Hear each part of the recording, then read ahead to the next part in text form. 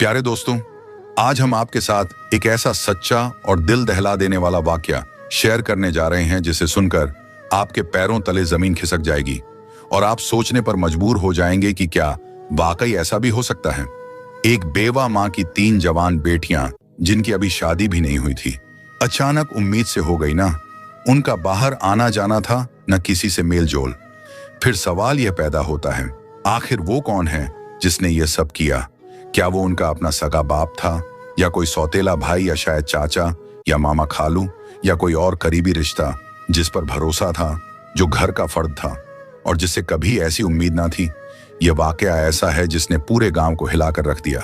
घरों के दरों दीवार तक कांप उठे। जब सच्चाई सामने आई तो आइए बगैर वक्त जाया किए सुनते हैं वो लजाखेज वाकया जिसने साबित कर दिया कि हर दरिंदा बाहर नहीं होता, बाद दफा वो घर के अंदर होता है और उसका चेहरा सबसे ज्यादा भरोसे वाला होता है। ये बात एक दुखी दिल रखने वाली, मेहनती और गरीब बेवा औरत की है जिसका नाम बीबी हलीमा था। उसका शौहर कई साल पहले दुनिया से रुखसत हो चुका था और उसके पहले शौहर से एक बेटा था जो मां के दूसरे निकाह के बाद भी उसी के साथ रहा। बाद में हलीमा ने दूसरी शादी की जिससे उसे 6 बेटियां हुई, बेहद खूबसूरत, शर्मीली और बापर्दा। शौहर भी ज्यादा अरसा न रहे और हलीमा दोबारा बेवा हो गई, मगर बेटियों की तरबियत में कोई कसर न छोड़ी। बीवी हलीमा अपनी 6 बेटियों के साथ एक छोटे से कच्चे घर में रहती थी। मेहनत मजदूरी करती, घरों में बर्तन मांजती, लोगों के कपड़े धोती और दिन भर की मेहनत से मिलने वाला थोड़ा सा खाना और पैसा ही उन सब का सहारा था। उसके सौतेले बेटे का नाम कामरान था जो बड़ी उम्र का था और शुरू से घर में ही रहा। कामरान उसका वही बेटा था जो पहले शौहर से था, मगर सब बेटियां उसे भाई समझती थीं। सब कुछ खामोशी से चल रहा था जब अचानक ऐसा तूफान उठा जिसने हलीमा के पैरों तले जमीन खिसका दी। एक दिन हलीमा की सबसे बड़ी बेटी की तबीयत अजीब सी होने लगी। पहले तो समझ ना सकी, फिर जब हालत बिगड़ने लगी तो उसे शहर के क्लिनिक ले गई। डॉक्टर ने कुछ देर मुआयना करने के बाद एक खामोश जुमला कहा, आपकी बेटी उम्मीद से है। यह सुनते ही जैसे हलीमा की दुनिया रुक गई। वो हिल कर रह गई। बेटी अभी तक बिन ब्याही थी और इज्जतदार, बापर्दा। ये कैसे हो गया? किसने किया? कब किया? क्यों किया? मां ने पहले तो सदमे में बेटी को डांटा, रुलवाया, दहाड़े मारी। फिर जब बेटी रोते हुए यह कहती रही, अम्मी मैंने कभी किसी को देखा भी नहीं, मुझ पर यकीन करें, तो मां का दिल फट गया। वो जान गई कि बेटी सच बोल रही है। लेकिन अभी यह दुख कम ना हुआ था कि चंद ही दिनों बाद उसकी दूसरी और फिर तीसरी बेटी भी उसी हाल में निकली और सबकी जुबान पर वही जुमला था, अम्मी हमें कुछ नहीं पता, खुदा की कसम हमें कुछ भी याद नहीं। इस सानिहे ने बीवी हलीमा को अंदर से तोड़कर रख दिया। वो दिनों तक रोई, सोचती रही, मगर कुछ समझ ना आया। फिर एक दिन दिल में हिम्मत करके वह इंसाफ की उम्मीद लेकर सुल्तानाबाद के बादशाह के दरबार में जा पहुंची। दरबार लगा हुआ था। बादशाह अपने तख्त पर बैठा लोगों की फरियादें सुन रहा था। अचानक बीबी हलीमा दरबार में दाखिल हुई। चेहरा आंसुओं से भीगा हुआ, कपड़े धूल से अटे, पांव नंगे, आंखों में बस एक ही सवाल, मुझे इंसाफ कब मिलेगा? बादशाह ने उसे देखा तो पूछा, मां जी आप क्यों रो रही हैं? आपको क्या दुख है? बीवी हलीमा ने इधर उधर देखा, फिर खामोश हो गई। वजीर आगे बढ़ा और बोला, अम्मा दरबार में आई हैं, जुबान खोलें, बताएं क्या तकलीफ है? मगर बीवी हलीमा बोली, बादशाह सलामत, मैं आपसे अकेले में बात करना चाहती हूं। मेरे दुख का मामला ऐसा है कि सबके सामने बताऊंगी तो कल मेरे घर के दरो दीवार भी शर्म से लरस जाएंगे। बादशाह हैरान हुआ, मगर औरत की लरजती आवाज और चेहरे का दर्द देखकर कहने लगा, इस मां को मेरे कमरे में लाया जाए, मैं इसका दुख सुनना चाहता हूं। 2 सिपाही हलीमा को अंदर ले गए। बादशाह के खास कमरे में वहां बीवी हलीमा बादशाह के कदमों में गिर पड़ी, झाड़ू कतार रोने लगी। बादशाह का दिल पसीज गया और बोला, मां जी आपकी फरियाद मेरी फरियाद है। जो कुछ हुआ है सच सच मुझे बताएं। अगर मेरी सल्तनत में कोई दरिंदा छुपा बैठा है तो मैं उसे निकालकर निशाने इबरत बना दूंगा। बीवी हलीमा ने लरजती आवाज में कहना शुरू किया, बादशाह सलामत, मैं एक बेवा औरत हूं। मेरे पहले शौहर का इंतकाल बरसों पहले हुआ। उससे मेरा एक बेटा था जो अब मेरे साथ ही रहता है। बाद में मेरी दूसरी शादी हुई और उस शौहर से मुझे 6 बेटियां हुईं। मगर वक्त ऐसा जालिम निकला कि वो शौहर भी ज्यादा दिन न जिया और मैं एक बार फिर बेवा हो गई। मेरे 6 बच्चों की परवरिश का बोझ मेरे कंधों पर आन पड़ा। बादशाह सलामत, मैं दिन भर अमीरों के घरों में झाड़ू पोंछा करती हूँ, बर्तन मांजती हूँ और जो बचा हुआ खाना या चंद सिक्के मिलते हैं उसी से अपने बच्चों का पेट पालती हूँ। मेरी बेटियां बहुत शरीफ, पर्देदार और बापर्दा हैं। कभी अकेली बाहर नहीं गईं, सिरों पर हमेशा दुपट्टा रहता है और आंखें झुकी रहती हैं। मेरी जिंदगी जैसे तैसे गुजर रही थी जब एक दिन मेरी सबसे बड़ी बेटी की तबीयत खराब होने लगी। वो कमजोर रहने लगी, चक्कर आते, उल्टियां होने लगी। मैं उसे शहर के डॉक्टर के पास ले गई। डॉक्टर ने देखने के बाद कहा, तुम्हारी बेटी उम्मीद से है। यह कहते हुए बीवी हलीमा की आवाज कांपने लगी, आंखों से आंसू बहने लगे। बादशाह सलामत, मेरे कदमों के नीचे से जमीन खिसक गई। मेरी बेटी की तो अभी शादी भी नहीं हुई थी। मैं ये कैसे मान लूं? मैं उसे घर ले आई, गुस्से में आ गई, उसे मारा, थप्पड़ मारे, पूछा किसके साथ ऐसा किया, ये बच्चा किसका है? मगर मेरी बेटी बस रोती रही और मेरे कदमों में गिरकर कहने लगी, अम्मी मुझे नहीं मालूम, खुदा की कसम मैंने कभी किसी को देखा भी नहीं, बात तक नहीं की। मैं तो कभी अकेली बाहर भी नहीं गई। मुझे नहीं पता ये सब कैसे हुआ। बादशाह सलामत, वो मेरी बेटी है। मैंने उसे पैदा किया, पाला, सिखाया। मैं उसकी आंखों में झूठ पहचान सकती हूँ और मैं जान गई वो सच बोल रही है। हमने खामोशी इख्तियार कर ली। उसका बच्चा पैदा हुआ और हमने उसे भी सीने से लगा लिया। लेकिन चंद महीने बाद मेरी दूसरी बेटी की तबीयत बिगड़ने लगी। उसे भी उसी डॉक्टर के पास ले गई और फिर वही खबर मिली, आपकी बेटी उम्मीद से है। मेरा दिल बैठ गया, मेरे हाथ पांव ठंडे पड़ गए। ये सब कौन कर रहा है? कैसे? कब? हमारे घर पर तो कोई आता जाता नहीं। मेरी बेटियां कभी बाहर नहीं निकलती। हमारे दरवाजे पर भी कोई दस्तक नहीं देता।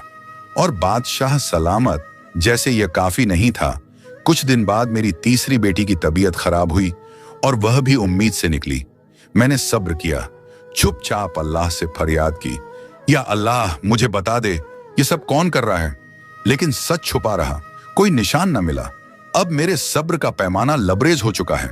मैं जानना चाहती हूं कि वो दरिंदा कौन है जो मेरी बच्चियों की मासूमियत लूटकर चुपचाप गायब हो जाता है। मुझे इंसाफ चाहिए बादशाह सलामत, मुझे इंसाफ चाहिए। ये कहकर बीबी हलीमा बादशाह के कदमों में गिर गई। दरबार में खामोशी छा गई। बादशाह यजदान का चेहरा सख्त हो गया। उसने फैसला कर लिया, अब यह सिर्फ एक मां का मसला नहीं रहा, यह पूरी सल्तनत का सवाल बन चुका है। बीवी हलीमा की बातें सुनकर दरबार में सन्नाटा छा गया।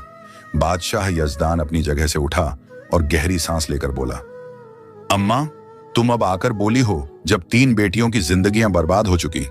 तुम्हें तो उस वक्त आना चाहिए था जब पहली बेटी उम्मीद से हुई थी। अगर तुम तब मुझे बता देती तो शायद बाकी दोनों बच्चियों को यह दिन ना देखना पड़ता। मगर यह भी सच है, तुम जैसे गरीब लोग बदनामी के खौफ से सच को दबाए रखते हो।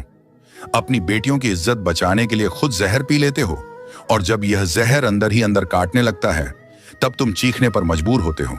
अम्मा तुम भी उन्हीं में से हो जो देर से आती हैं मगर बहरहाल आ जाती हैं। बीवी हलीमा ने शर्मिंदगी से नजरें झुका लीं। आंसू बहते हुए वह बोली, बादशाह सलामत, आप ठीक कह रहे हैं। मुझे पहले आना चाहिए था, मगर अब जो हो चुका सो हो चुका। अब बस मैं यह चाहती हूं कि मेरी बेटियों का वो मुजरिम पकड़ा जाए। वो दरिंदा कौन है जो चुपचाप हमारी जिंदगी बर्बाद करके निकल जाता है। बादशाह ने उसकी तरफ देखा। उसके दिल में जोश उबलने लगा था। वह बोला, अम्मा अब यह मसला तुम्हारा नहीं, मेरी सल्तनत का है। और जब तक मैं जिंदा हूं किसी दरिंदे को यह इजाजत नहीं कि वो गरीब, लाचार और पाकीज़ा औरतों पर जुल्म करे और सजा से बच जाए। मेरा ईमान है कि अगर मेरी सल्तनत में एक मां भी बेबस हो तो मेरी बादशाही पर लानत है। तुम अब जाओ, आराम करो। अब तुम्हारा दुख मेरा दर्द है। बीवी हलीमा खामोशी से अपनी चादर संभालती हुई आंखों में आंसू लिए वहां से रवाना हो गई। बादशाह यजदान वापस दरबार में आया। बाजाहिर फरियादें सुनने लगा, लेकिन उसका दिल और दिमाग सिर्फ एक ही बात में उलझा हुआ था। आखिर वह कौन है जो दिन के उजाले में फरिश्ता बनता है और रात के अंधेरे में दरिंदा बनकर एक मां की 3 बेटियों की इज्जत लूट लेता है। दरबार के बाद बादशाह अपने कमरे में गया और फौरन वजीर खास को बुलाया। वजीर अंदर आया तो बादशाह के चेहरे पर परेशानी के गहरे साए देखकर पूछा, बादशाह सलामत, वो कौन सी बात है जो इतनी तकलीफ दे गई है? बादशाह ने तेज लहजे में जवाब दिया, वजीर, मेरी सल्तनत में एक दरिंदा छुपा बैठा है जो इतना बड़ा गुनाह कर चुका है कि जमीन भी शर्मा जाए। उस औरत की 3 बेटियों को उसने बर्बाद कर दिया है और वो मां आज मेरे दरबार में रोती रही। क्या यह इंसाफ है? वजीर ने भी अफसोस भरे लहजे में कहा, यह तो बहुत बड़ा जुर्म है बादशाह सलामत। अब बताइए हमें क्या करना है? बादशाह ने गौसे से जवाब दिया, मुझे मालूम करना है कि वो शख्स कौन है, कब आता है, कैसे अंदर घुसता है। वो दीमक की तरह उस घर को खा रहा है और हमें उसे बेनकाब करना होगा। वजीर थोड़ा सोचने लगा, फिर धीरे से आगे बढ़ा और बोला, बादशाह सलामत, दीवारों के भी कान होते हैं। मेरी एक तदबीर है, लेकिन मैं उसे सबके सामने नहीं बताना चाहता। बादशाह ने गर्दन झुकाकर कहा, मेरे करीब आओ और जल्दी बताओ। वजीर ने आगे बढ़कर बादशाह के कान में एक हिकमत ए अमली बताई, एक ऐसा तरीका जो न सिर्फ चुपचाप जाल बिछाएगा बल्कि दरिंदे को उसकी हरकत करते हुए हाथों पकड़ लेगा। बादशाह ने फौरन हुक्म दिया, जाओ और फौरन अमल करो। उसी रात वजीर खामोशी से एक कुत्ता साथ लेकर बीबी हलीमा के घर पहुंचा। दरवाजा खटखटाया। बीबी हलीमा ने दरवाजा खोला तो हैरत से बोली, वजीर साहब आप इस वक्त? वजीर ने संजीदगी से जवाब दिया, अम्मा, जो दुख आप बादशाह सलामत को सुनाकर आई उसके बाद वो रात भर ना सो सके। हम अब वो दरिंदा तलाश करेंगे, बस थोड़ा सा समय देना होगा। वजीर के हाथ में बंधा हुआ कुत्ता देखकर बीबी हलीमा हैरानी से बोली, वजीर साहब ये कुत्ता क्यों लाए हैं? आप क्या करेंगे इसके साथ? वजीर ने नरम मगर संजीदा लहजे में जवाब दिया, अम्मा मुझे बस घर के अंदर ले चलें, सब कुछ समझा दूंगा। बीवी हलीमा ने दरवाजा खोला। वजीर घर के अंदर आया और धीरे से कहने लगा, आज रात हम इसी कुत्ते की मदद से उस दरिंदे को बेनकाब करेंगे। बस तुम सबको खामोश रहना होगा, कोई आवाज नहीं निकालनी, जैसे तुम जानती भी नहीं कि कुछ हो रहा है। अगर हमारी चाल कामयाब हो गई तो हम उस जालिम को रंगे हाथों पकड़ लेंगे। यह कहकर वजीर ने कुत्ते को घर के सहन के बाहर उस जगह बांध दिया जहां से छत पर से कोई कूद सकता था। फिर उसने सबको समझाया, आज रात कोई भी चीखेगा नहीं, सिर्फ देखना है, बर्दाश्त करना है। हमने इस कुत्ते को इसीलिए रखा है कि जैसे ही वह दरिंदा घर में दाखिल होगा कुत्ता उस पर भौंकने लगेगा और हमारे सिपाही फौरन हरकत में आ जाएंगे। वजीर ने 2 मुहाफिजों को हुक्म दिया कि वो घर के इर्द गिर्द छुपकर पहरा दें। बीवी हलीमा और तीनों मुतासिरा बेटियों को तसल्ली देकर वो वहां से वापस चला गया और सीधा महल जाकर बादशाह के सामने पेश हुआ। बादशाह ने फौरन पूछा, वजीर क्या वो जाल बिछ गया? कुत्ते को सही जगह पर बांधा। वजीर ने सर झुकाकर कहा, जी बादशाह सलामत, सब वैसा ही कर आया हूं जैसा आप चाहते थे। अब अगर वह दरिंदा आज भी आया तो वह बचकर नहीं जा सकेगा। बादशाह ने गहरी सांस ली और बोला, वजीर मुझे नींद नहीं आ सकती जब तक उस जालिम को उसकी सजा ना दे दूं। मेरे राज में मजलूम औरतें रोएं, ये मैं बर्दाश्त नहीं कर सकता। रात ढलने लगी। पूरे गांव में सन्नाटा छा चुका था। चांदनी की रोशनी में खामोशी और खौफ बिखरा हुआ था। और फिर आधी रात के करीब बीवी हलीमा के घर की छत पर एक साया नमूदार हुआ। एक शख्स दबे पांव आया, छत से नीचे कूदा और सहन में उतरा, मगर अगले ही लम्हे कुत्ता उस पर जोर जोर से भौंकने लगा। आवाज इतनी तेज थी कि न सिर्फ बीवी हलीमा और उसकी बेटियां जाग गईं, बल्कि आसपास छुपे सिपाही भी फौरन चौकन्ने हो गए। बीवी हलीमा दिल थामकर बेटियों को करीब करके बैठ गई। वो आ गया। वही दरिंदा, उसके दिल की धड़कन तेज हो गई। सिपाही दौड़कर अंदर आए। वो नकाबपोश शख्स जो अंदर आ चुका था चीख पड़ा। वो भागने लगा, लेकिन सिपाहियों ने उसे दबोच लिया। उसके हाथ मरोड़कर जमीन पर लिटाया गया। उसके चेहरे पर काला कपड़ा बंधा हुआ था। वो अपनी शिनाख्त छुपाना चाहता था, लेकिन जब सिपाहियों ने उसका नकाब खींचा तो बीवी हलीमा और उसकी बेटियों की चीखें गूंज उठीं। उनकी आंखें फटी की फटी रह गईं, जैसे उनका दिल भी रुक गया हो। वहीं वह शख्स खड़ा था जिस पर कभी वह पूरी तरह से भरोसा करती थी। वह उनका सौतेला भाई था जो उनके घर में उनके साथ पला बढ़ा था और जिसे वह आज तक अपना भाई समझती थी। सुबह का समय था और बादशाह का दरबार सज चुका था। वह मुजरिम जो अब हथकड़ियों में जकड़ा हुआ था, सिर झुकाए हुए दरबार में दाखिल हुआ और घुटनों के बल बैठ गया। उसकी गिरफ्तारी से सभी लोग हैरत में थे और बीवी हलीमा अपनी बेटियों के साथ खड़ी थी। अब वक्त था पर्दे को हटाने का और सच को सबके सामने लाने का। वह व्यक्ति बादशाह के दरबार में घुटनों के बल बैठा था। उसका चेहरा काले नकाब से ढका हुआ था और हाथों में हथकड़ियां थीं। बीवी हलीमा और उसकी 6 बेटियां दरबार में आईं और बादशाह ने सबको दरबार से बाहर कर दिया। बादशाह यजदान ने दरबार खाली करवा लिया और अब सिर्फ वही मुजरिम बीवी हलीमा और उसकी बेटियां वहां मौजूद थीं। बादशाह यजदान ने सख्त लहजे में कहा, क्या तुमने मेरी सल्तनत में किसी औरत की इज्जत को हाथ डालने का साहस किया? उसकी आवाज में गुस्सा था। तुम जानते हो कि मेरी सल्तनत में ऐसी हरकत करने वाले की सजा सिर्फ मौत है। फिर उसने सिपाहियों को हुक्म दिया कि इस शख्स का नकाब हटा दिया जाए। वह देखना चाहता था कि वो कौन था जिसने एक मां की 3 बेटियों की जिंदगी बर्बाद कर दी। नकाब हटा तो एक गहरी खामोशी छा गई। बीवी हलीमा की आंखों में हैरत, तकलीफ और गुस्से का तूफान उमड़ आया। उसने चीख कर कहा, कामरान, तूने ये क्या किया? कामरान वही सौतेला बेटा था जो बीवी हलीमा के पहले शौहर से था और जिसे उसने अपनी बेटियों के साथ पाला था। कभी उसने सौतेले बेटे के रूप में उसे अलग नहीं माना था और सब बेटियां उसे भाई कहती थीं। बीवी हलीमा का दिल तो जैसे टूट गया था। वह गुस्से में आगे बढ़ी और उसके मुंह पर थूक दिया। तुझे शर्म नहीं आई? वह चिल्लाई। तू उस बच्चियों का भाई था जिनके सिरों पर हाथ रखने वाला तू था। तू इनकी हिफाजत करने वाला था और तू ही निकला इनकी इज्जतों का कातिल। फिर उसने उसके चेहरे पर एक जोरदार थप्पड़ मारा और बेटियां सहम गईं, रोने लगीं। बादशाह ने तलवार खींची और उसका सिर काटने की धमकी दी। अब बोल, सच सच बताओ, तुझे ये सब करने का क्या हक था? कामरान की सांसें तेज हो गईं। उसका चेहरा डर से पीला हो गया। उसने कांपते हुए कहा, बादशाह सलामत, मैं बीवी हलीमा का सौतेला बेटा हूं। ये सभी बेटियां मेरी सौतेली बहनें हैं। मेरे वालिद का इंतकाल बहुत पहले हो चुका था और हलीमा ने मुझे भी अपनी बेटियों के साथ पाला, लेकिन अंदर से मेरा दिल नफरत और हसद से भरा हुआ था।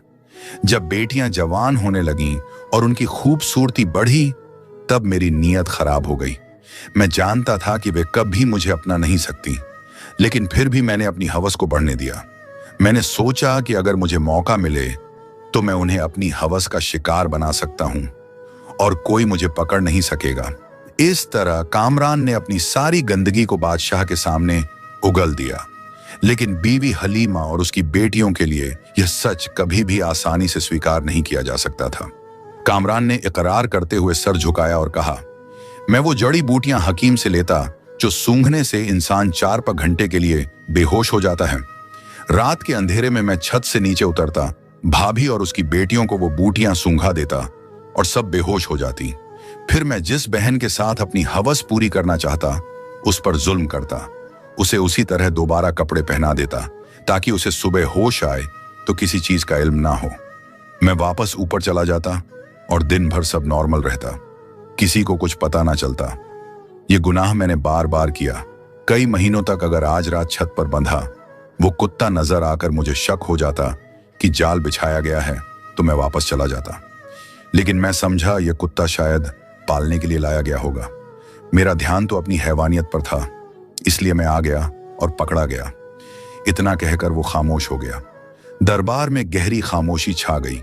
बीवी हलीमा के चेहरे पर एक मां का कर्ब, बेटियों की आंखों में सदमे और आंसू। बादशाह यजदान का चेहरा गुस्से से सुर्ख हो चुका था। बादशाह ने वज्र की तरफ देखा और हल्के से सर के इशारे से हुक्म दिया। वजीर ने अपनी तलवार नियाम से निकाली, आगे बढ़ा और एक ही वार में उस दरिंदे सौतेले भाई कामरान का सर धड़ से जुदा कर दिया। उसका जिस्म कुछ लम्हे तड़पा और फिर हमेशा के लिए खामोश हो गया। दरबार में इंसाफ का बोलबाला हो चुका था। बादशाह ने बीवी हलीमा की तरफ देखा और नरम लहजे में कहा, अम्मा, अगर तुम पहले आ जाती तो शायद तुम्हारी 3 बेटियां ये दुख ना झेलती, लेकिन अब जो हो चुका सो हो चुका। मैं वादा करता हूं कि तुम्हारी तीनों बेटियों को वो खुशियां दूंगा जिनकी वह हकदार हैं। बादशाह ने अपने राज के 3 बेहतरीन नौजवानों का इंतखाब किया, नेक सीरत, इज्जतदार और साहिब हैसियत, और उन 3 बेटियों की शादी करवा दी।